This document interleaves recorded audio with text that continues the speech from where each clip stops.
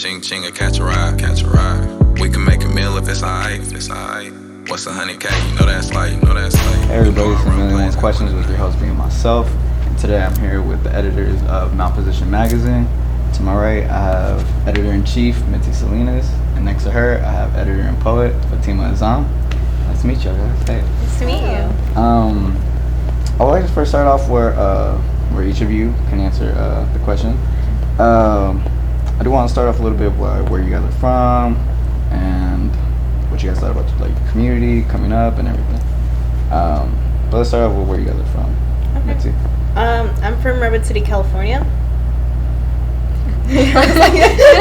I'm from Concord. There's not much going on there. Yeah. The East Bay. Yeah. What are some things you guys enjoyed about your community? I think one thing I really enjoy about Redwood City is the sense of like culture. Specifically, there's this one spot near Fifth Avenue. It's known as Little Mex. Probably some of the best panaderias right there. Like, so everybody tells me, like, oh, that it's all about SF bakeries. I'm like, no, you haven't tried Redwood Cities. Okay. I'm not too connected to my community in Concord, actually. I grew up, my parents were really strict, so I was always home, not always like on the side. I actually didn't find my main community until I started school at SF State and find like my community within the writers there. Oh, cool. And how, like, where you're at today, are you still really connected with those folks? Yeah, the ones at SF State, definitely. They actually called us in for an event the other day, so we're still very close to them even after graduating. Oh, cool. Yeah. Glad you're able to build that community, both of you, to get that community, especially at school, that connection. Were there any things you guys liked growing up or really enjoyed growing up where you were from? I think me and Fatima both came from strict households, so we've spent most of our childhood just reading, binge reading, and watching a lot of shows. Yeah.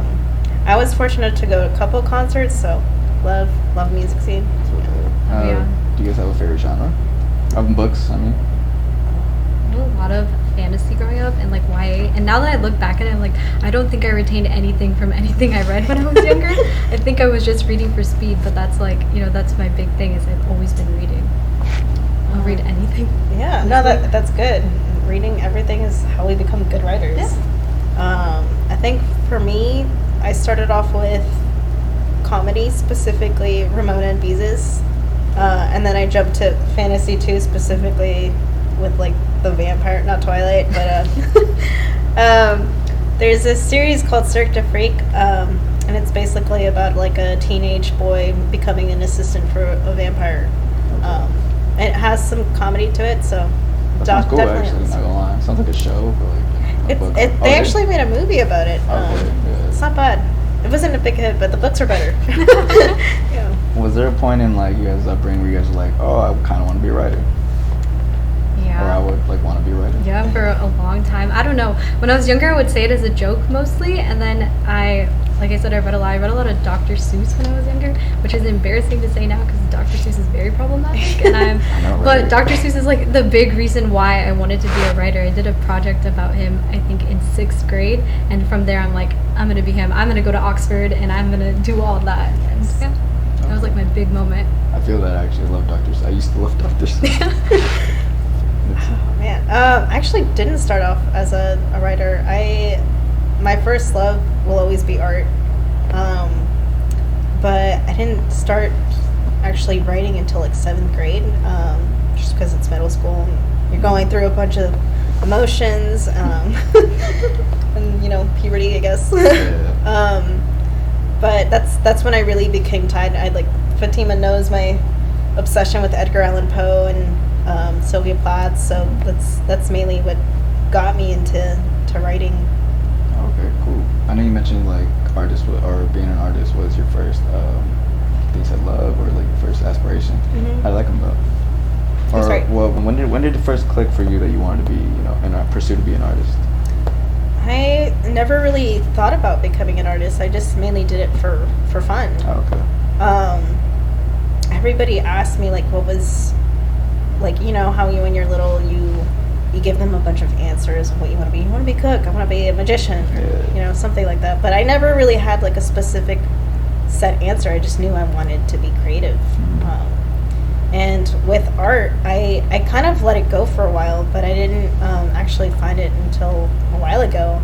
I mainly do a lot of dark surrealism art and portraits. I'm trying to get better at that, but Okay. yeah. One of her pieces is actually published in that issue of the Illustrated People. Okay. Which is, yeah. Actually, yeah, let's get to the magazine. How did Malposition come up? Ooh. That's all you? Yeah. So I think during my second to last year at SF State, I took a class specifically working with Transfer magazine. And they teach you about the publishing industry, and the last project was to make your own magazine. So I did like a little mock-up, and I didn't actually start to become serious about it until like early last year. I was like, yeah, I'm gonna do it, and I reached out to Fatema, and I was like, yeah, Fatema's the person to be for sure. I saw her tweet initially. She's like, I want to start my own magazine. I need to find an editor. And then she texted me the next day. She's like, hey, I'm doing this thing. I think like you should be the editor for me. I can't think about doing it with anybody else. And I was like, you know what? I'm sold. I'll do it. And I had no idea how to make a magazine, so I've been learning along the way. Okay. What goes into like being an editor? So much. Yeah. It all starts with just going through the emails and kind of sorting out all the submissions and putting them in, and then going back and reading them. You can't really edit like art. You don't want to censor anybody. So the biggest edits we made mostly were in people's stories, soft like grammar edits, and we would send them back to the artists to make sure they were okay with them. So that's mostly what goes into it, and then just formatting everything and how it flows in the context of the magazine. Yeah. Okay, that's cool. So there's obviously what she said, but it's also like, okay, you gotta like read the whole submissions, but also make notes of like what feels complete, what doesn't feel complete. Just the sense of that, yeah. Is there ever any like, if there's like two editors with like a different idea of what, I guess, a magazine or a book looks like? Is there ever any like, I guess, what's it called, like back, like, oh, like I don't think it should be there, or like she's that. I don't think we had too many issues with that, just because it's the two of us and we're pretty like flexible with each thing. So we didn't really struggle with it too much. We have similar tastes, which is why we decided to work with each other. That works great. I think the most part too is like we made like 3 lists because we got a couple good amount of submissions, so we made, okay, this will make it, and then we were like, okay, we read through the thing again, and we were like, yeah, this doesn't work, and then the final round we're like, yeah, this is the list. Did you guys end up using everything you guys had, or no? No, we wish we could have, but it would probably be like as big as that book if we Yeah. did. Wow. So it was hard to go through all of them and decide what goes in and what doesn't. It took us maybe like a good month to finally figure out what we wanted. And how does that like, in your guys' head, how does that go, like, where does that start? Where's the idea, the image, the visual of, okay, yeah, this one should be in here, this one shouldn't? Well, the main priority for the magazine is like what connects mainly to our mission statement. Like, for me and like both of us, we're like, we want to see what drives the creator, like the artist or the writer, to make, like to write or to just make art. Like, like give us you in your art piece. And we were seeking originality, but also identity. Were there any inspirations? For our magazine, definitely, which is all these other ones we brought with the Illustrated People and then the Anna. The Anna is like our biggest inspiration one. Some of our writing mentors from SF State are actually the creators of the magazine, and they're kind of like our drive. They come to us and they're like, hey, we're rooting for you on the side, we got you. And then the Illustrated People is the editor, Beck Cerna, is like, she helped a lot with bringing the magazine together. Yeah, me and her, we actually became friends through the course of the last year. And when I came to her, I was like, so like, how did you do it? And she's like, so this is what you need to do. And like these are like the best tips I can give you. First, you know, like do your printing through Barnes & Nobles, because they're probably the cheapest you will ever find. because publishing it's not cheap. I could imagine. Yeah, and she's like, I would even recommend making a coffee page. And a lot of people were so generous to make donations to the magazine. And she also helped design like a couple of her stickers. So. You mentioned a coffee something. Yeah, coffee. It's almost like a GoFundMe page, but it's it's like KO-FI, and it's like you're like, buy me a coffee, and people will send you $5, a few dollars here and there. We got a good amount of donations. It funded a lot of our copies, actually. Not gonna lie, I actually remember like clicking the link and seeing like buy us a coffee. Yeah. Now I get it. Yeah. So what was the first, like you mentioned the planning of it? So what was the first step that you guys did, and then how? It was pretty much the whole like the business plan, or like the whole plan for it. I think the first thing I remember is I was like, okay, Fatima, let's make a Zoom meeting. Grab a notebook. We'll make like almost like a planner of like so and so deadlines we would give each other. The first thing that was my main priority was getting the website done. And then she helped me with the mission statement too. So yeah, like we started the mission statement in our text messages after she asked me to be the editor. We're like, this is kind of the main idea, the rough draft, and then we went back in and we did the whole thing over Zoom. So it was a process. Yeah. As for like, just because you guys published it and you guys are distributing it, how does that part, I guess the business side, the amount that does cost money? I know you guys said Barnes and Noble is like the cheapest. Is like a publishing house, or what's that like? It's like, oh man, I was like, I think just like making like almost like a plan somewhat. So if like, let's say for example, for this issue we had 32 contributors, and as we said, each contributor gets a free copy because they help contribute to the magazine. So those are like 32 minus the inventory. So we ordered like 100 copies or so to go for printing, and then the rest we would sell. And it's like you got to do like almost like a little math into it. And we're like, okay, what will help us save up for the second issue? Like where we make enough profit, but it's not so high where people can still purchase a copy. Okay. And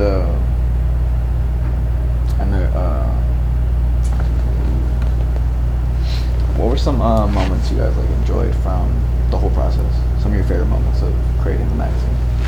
I actually had the most fun making the ads for the magazine. I really enjoy making them. So anytime Mitzy would be like, hey, can you put something up for the pre-orders or for our first event? I was like, yeah, I'll do it, and I'll have it done pretty quickly. It's my favorite thing to do out of all of it. Yeah, Fatima is like amazing, and I was like, that marketing really came in handy. I think definitely seeing the ads, and then just seeing people repost their packages. Like I just got my first copy. That was really heartwarming. I kept reposting them. Yeah, and then hearing back from them too. They're like, thank you so much. We're like, we want to publish you. We know how it feels to want to put your work out there, and you can't find somebody who'll do it. We're like, we'll do it. We got you. That's great. Thank you all for doing that. Yeah. I know you mentioned, and I saw in the book, you minored in marketing, right, Fatima? So yeah. What are some big things that you got from what you studied and brought it to Malposition? Definitely making the ads, and then also I took a course on personal selling my last semester at State, which is like the main thing that drove all of our reposts. Like you have to be persistent, you have to keep reposting, and that's how you'll get your magazine to more people and how you'll get more contributors. So that's like the biggest thing I took away from all that. Okay, yeah, cool. That's actually very useful. As today, like social media kind of is the way to push art, push product, start a business, all that. Were you guys really good at social media before you guys started, or was it something like, okay, this kind of something we have to do, so let's start doing it? Yeah, I mean, we kind of live in an era where social media plays a really big component to our lives. I think for me, we started off with the Instagram page, then the Twitter. That's like the main two we have. but you know, sharing with our personal pages, and then luckily having, you know, our families and friends support us and just reposting everything we you know, advertised over the course of months. Okay, cool. Were there any resources, if available, that would have been very helpful in making this a smoother ride? I think Money, lots of money. It's yeah. a little. It's like it's very expensive to go through with all of it. Especially like we use Adobe InDesign for it, which is like really expensive to pay for through the year.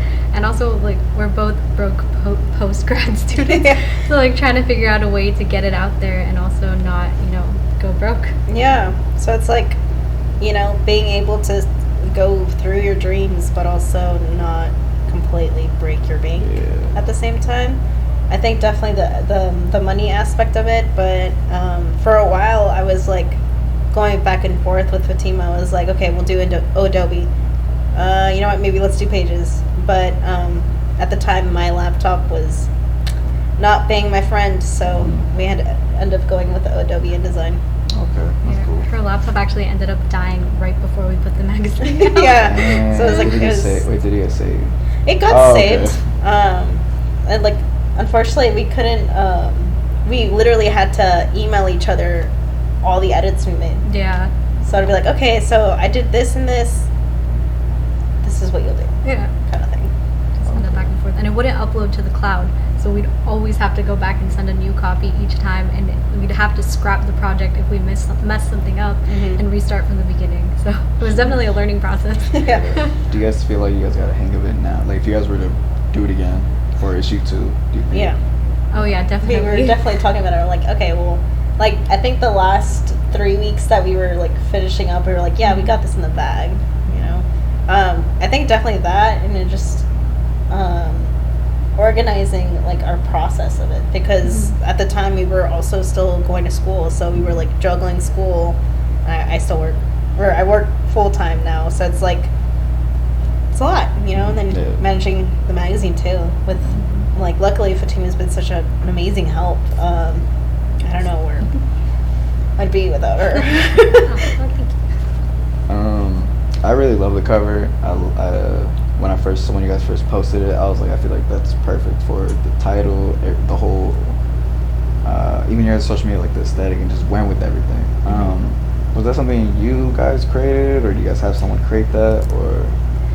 It was originally a submission to be in the magazine. So we took a bunch of the art and we kind of looked at it. We're like, we want one of these to be on the cover. So we had highlighted maybe like 3 or 4, but we always kept coming back to this one. And we're like, this is the perfect one for the cover of our first issue. It goes with our theme.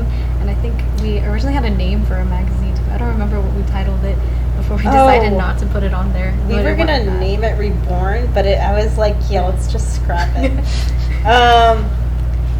It just didn't fit with it, and I was like, yeah, I don't like it. But I still think Fatema helped me come up with the last. I was like, because I made 3 designs in total.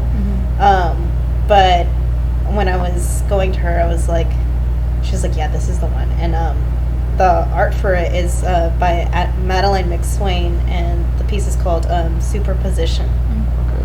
So it was just destined to be, I guess. I know you guys said it was originally going to be called Reborn, and that just wasn't it.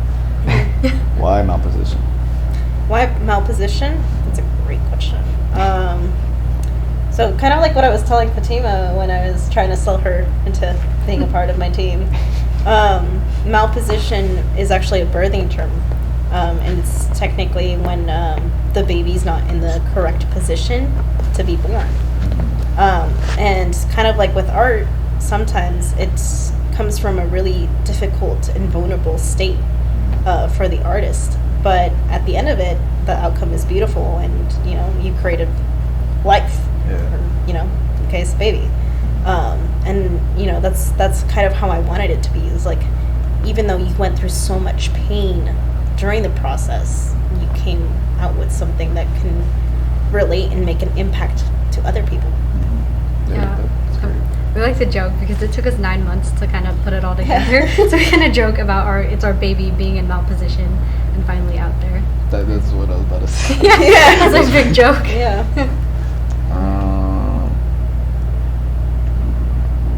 Were you surprised? Were you guys surprised by how many submissions you guys got overall?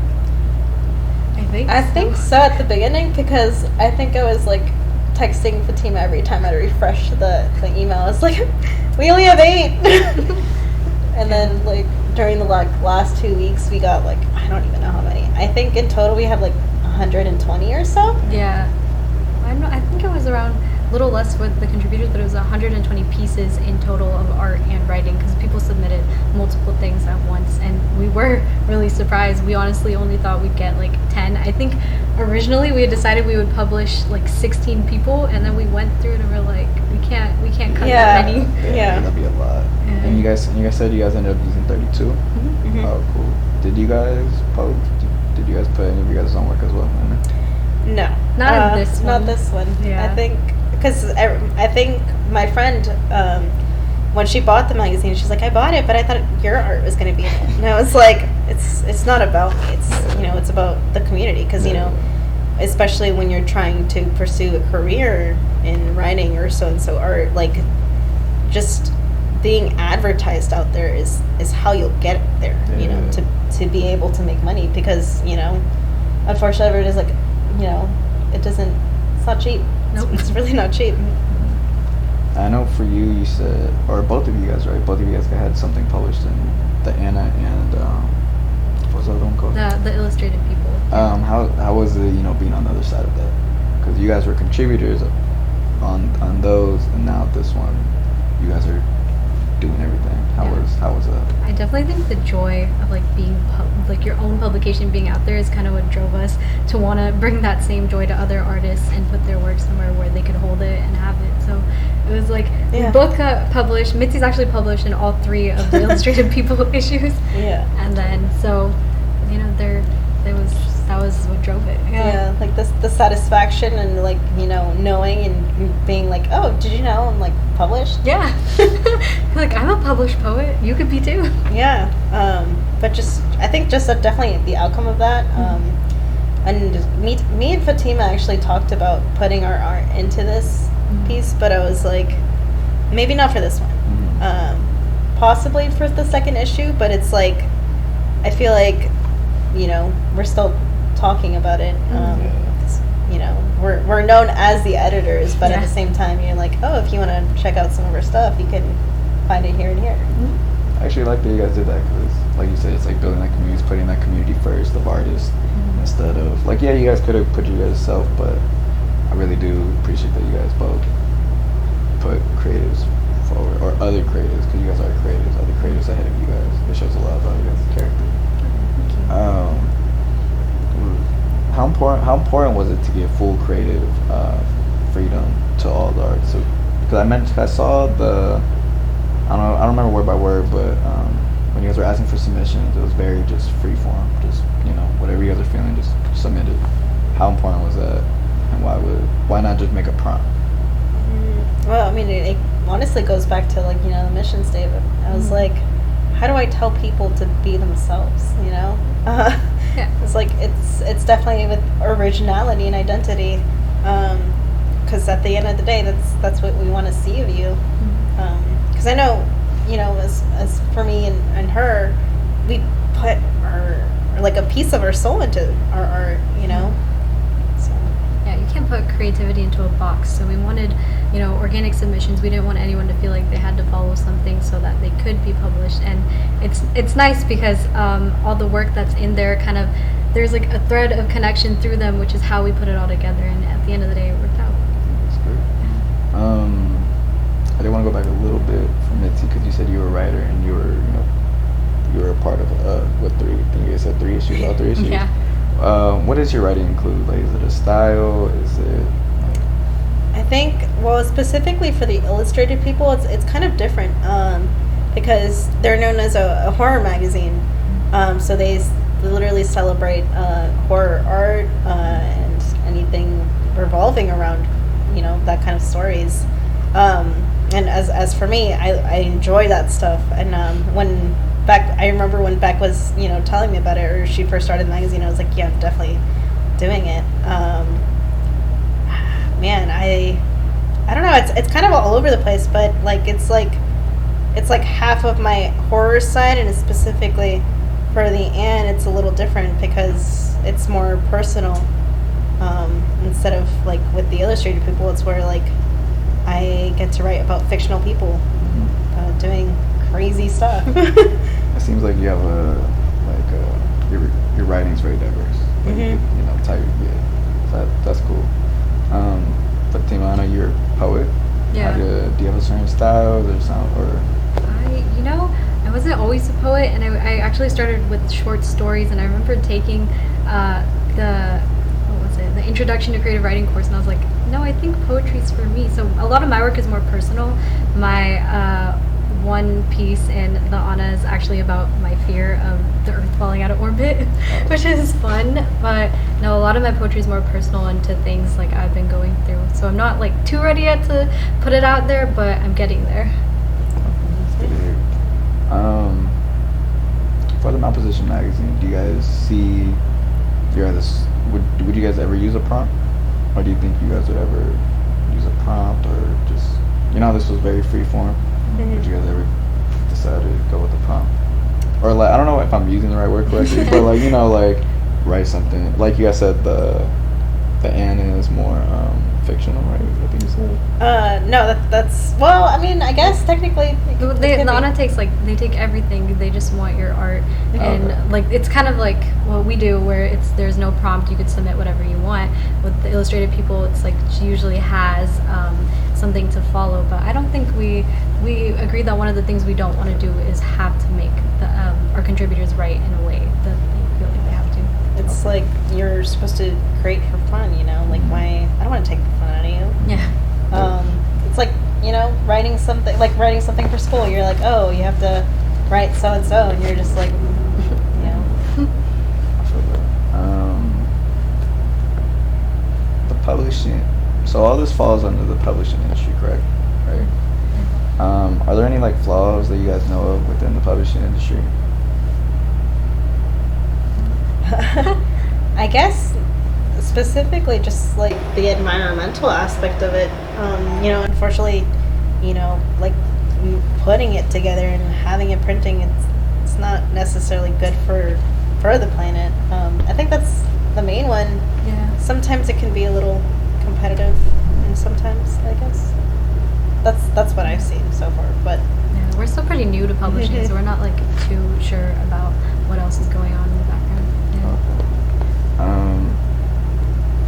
I was gonna ask, but it kind of just feels like it. Resource, like you guys mentioned, money would be a big resourceful thing. Is like, are there a lot of like grants, or do people choose to shy away to try to support publishing either a magazine or book? Is that something you guys have noticed or seen? I know that a lot of people, like I know SF State has grants for people who want to pursue like books and stuff like this. But yeah, we were talking about looking into finding more grants in the future. This one, since it's still so new and we had no idea what we were doing, we didn't really do all the full research on what we could get for it. Yeah, it's like gotta have something before we try to network more. Would you guys ever, or in the future, I don't know, because I do want to look this like, it's issue 1, already settled, but did you guys ever think about taking sponsors? Never like super, not like Patreon. I think that's what it's called, right? Yeah.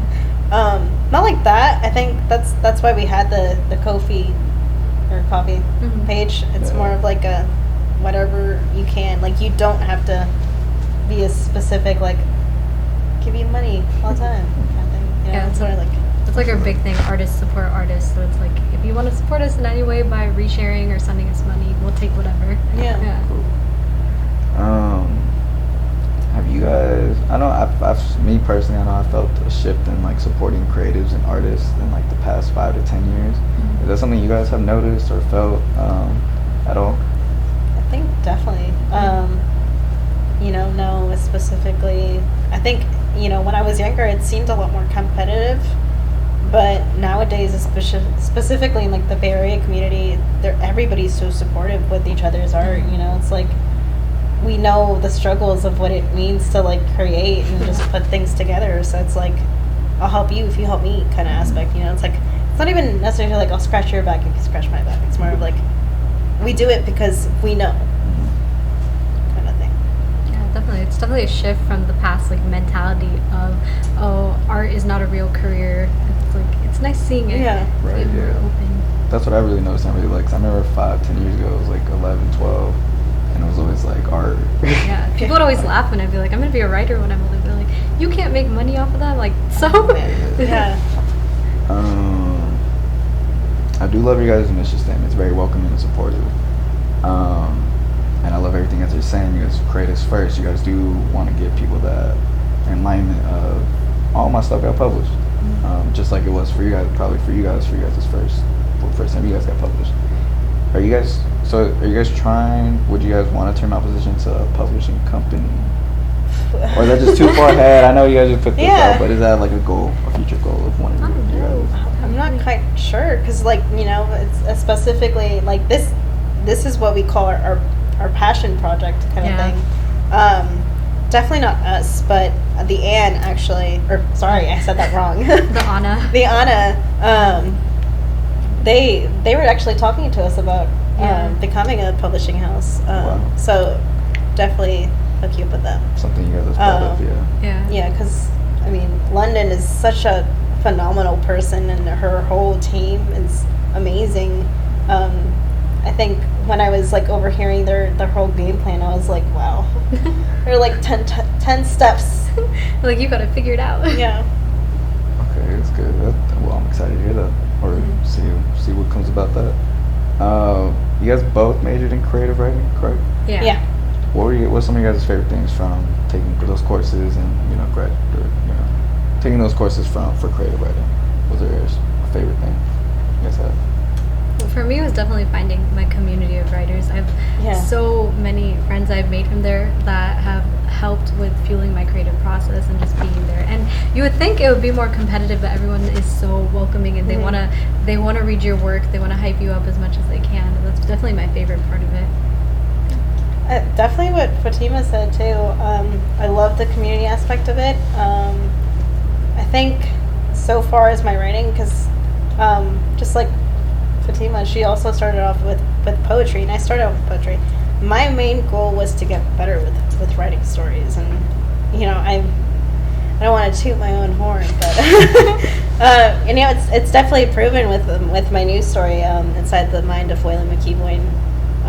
Just like the range of it, it's like writing short stories. It's not an easy thing, but you know, I managed to write a story about a cannibalistic family diner. Oh, whoa. Mm-hmm. So That's creative. it's like it's pretty out there, but you know, I'm like super proud of it, and I think because I'm also a teacher, and one of my students is like, "Can I read it?" And so I give them a censored copy, but they were like, "Are you gonna make this into a book?" And I was like, "I haven't thought about that. Maybe in the future, we'll see." Yeah. I know. I saw. I think it was in the magazine. We'll go over yours is to publish books in Spanish, German, and English, correct? Yeah. When did that idea come about? Especially in like German, Spanish, like spreading it all out. Great question. So I used to take a poetry reading class, and each time, like every so-and-so Thursday, we'd have to go to reading. And I don't remember who specifically was talking. So bad. But he was talking about, this writer, or this poet specifically, wrote a book with the translation in Spanish and then the other one in English. So like you'd flip it, and when he was talking about the process, he's like, you know, as someone whose first language is Spanish, I was like, I'll translate this by myself. You really can't have a translator, because like some phrases in Spanish or other language just don't translate well in English. So it's just kind of like finding the aspect of like that common ground where like it makes sense to you still. I think that's definitely what fascinated me. Yeah, it sounds interesting, like really interesting. I remember when I saw it, I was like, oh, that's the first time I ever heard like someone say that. That's really cool and helpful. Is there anything else you guys would like to share about the magazines, yourselves, or just anything? Well, I hope you guys continue to support artists, you know. Remember that you're not only supporting us as, you know, editors, but you're supporting 32 people who are willing to share and publish their work. So definitely buy a copy. And also, we are planning to open submissions for issue 2 in early January. Cool, can't wait for that. It's Yeah. gonna be great. Thank you guys for taking the time to come to talk to me. Yeah, of course. I Thank you for having us. appreciate everything, and I can't wait to